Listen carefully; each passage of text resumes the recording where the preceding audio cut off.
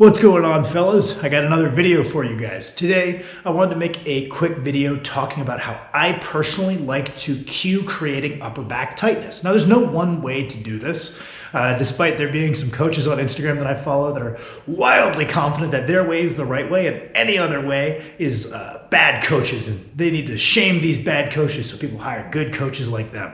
In my opinion, there's a lot of different ways, and if you look at a lot of different high-performing athletes, they go about creating their upper back tightness in different ways, and they conceptualize it in different ways. And I think it's good to learn a bunch of different approaches, kind of blend them together into the one that creates you the best result. So I'm just going to present you guys kind of the blank slate way that I will teach it to when I'm working with people in person, in town, or whether it's my online clients, kind of the way that I like to present it. Maybe it's helpful for you, maybe it isn't. Right off the bat, we've got the width, right?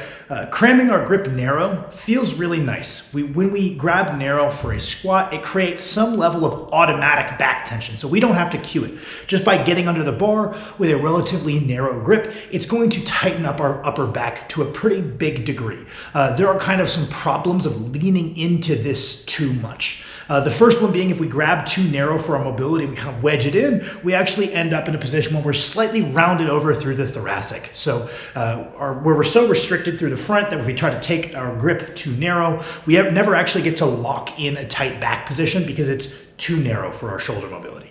This might feel good because when we cram our grip real narrow or we get this automatic back tightness, the weight is going to feel light on our back. But if we find that we're not able to maintain our back tightness through the lift, we might need to take a look at that. The other problem that people will make it a certain way into their lifting career, cramming their grip, and then once they get to lifting a little bit higher absolute loads, maybe your squat doesn't start with a 2 anymore, maybe it doesn't start with a 3 anymore, maybe it doesn't start with a 4 anymore, maybe it starts with a 5 or a 6 or a 7, suddenly having a bunch of weight sitting in our hands is going to lead us to have kind of chronic chronic issues at the wrist, the elbow, the shoulders, or maybe the bicep tendon. Can kind of get lit up by having this weight, this great absolute load sitting in the hands. So what do we need to do? We need to get that load out of the hands and sitting across the back. And at some point you might need to bring the grip out a little bit to do so. If we grab too wide, basically we just have a complete wet pool noodle of an upper back, and we have to really, really crank it. And there's no reason not to take it in just a little bit and create some automatic back tension. More than likely, your ideal grip is not going to be so narrow that it's all automatic. We're going to have to cue ourselves to create a tight upper back. And how do I like to do that? The first thing that I like to tell people is we're grabbing the bar and we're going to try to squeeze as if we are trying to touch our elbows together right behind our back. That's kind of the base of our upper back tightness. So we're trying to touch together as if we're doing like a pull down in roughly this plane. It's going to vary from person to person. Some people who are shoving their bar really, really low on their back and don't necessarily have a shelf might be more towards this plane. They're shooting the elbows more back, kind of the starting strength approach. People who have built up their upper back a little bit more might be able to pull more in the vertical plane. Some people might even be cueing almost in a behind the neck plane, but we're kind of pulling and trying to touch our elbows together. I would say about an inch behind our back is what I would recommend for most people. So that's how we create this back tightness, right? And then the next thing that I like to do is I like to have people, while they're doing the squat itself, not at the top, not for the unrack, we walk it out, we're squeezing, and then while squatting, I like to have people try to push their elbows forward. And a big thing about this that I think is misexecuted a lot of the time is if we have this back tightness, they're not actually going to go forward. There's almost going to be an invisible wall that you can't get past if you really have a tight back. They're not going to be able to drive forward way under the bar. So our job is almost just to keep the elbows pushed up against that invisible wall because if they flick back a lot of the time, that's going to correlate with losing our thoracic position and being thrown forward by the weight. Some people you'll see will have their elbows all the way forward under the bar. And to me, unless that works very well for them and they've tried things, to me that's a technical fault. That's a sign that we didn't get step A down, which is creating that back tightness. I see a lot of guys will kind of find some benefits to pushing the elbows forward. They're like, okay, when I push my elbows forward, that if you see, it reinforces thoracic extension.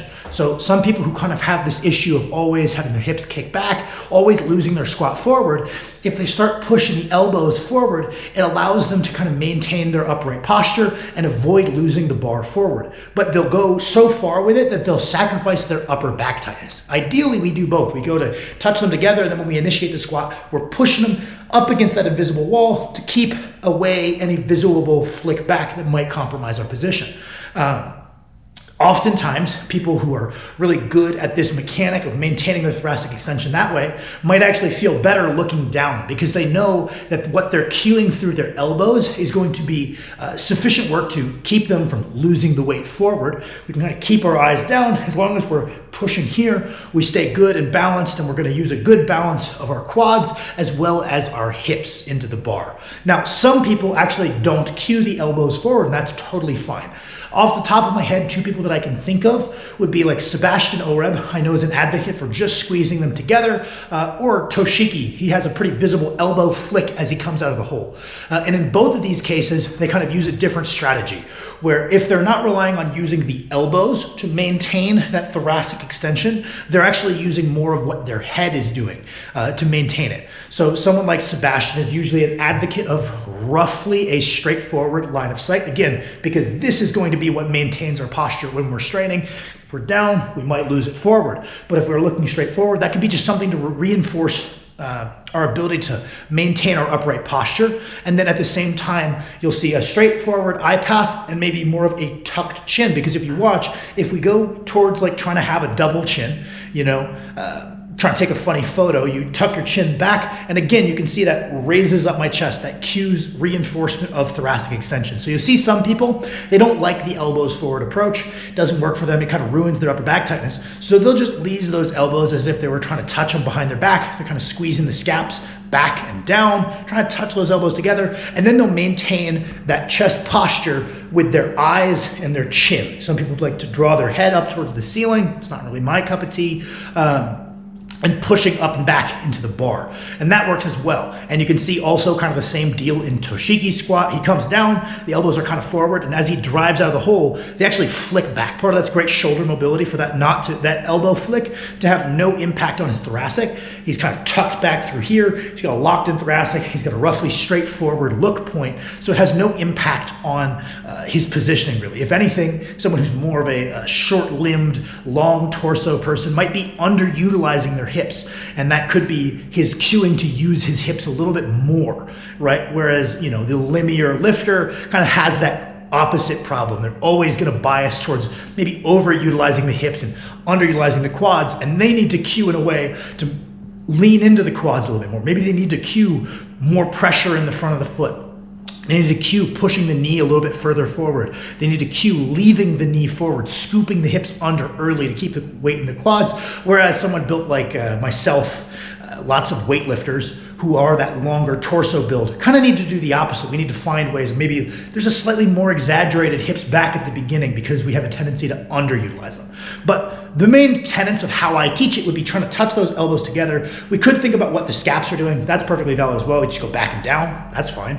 Or we could try to, if you don't really get that, you don't have that proprioception, we're trying to squeeze together. That's going to pull you into extension. The big thing is you have to resist this extension by also locking the ribs down as if we're doing a front plank.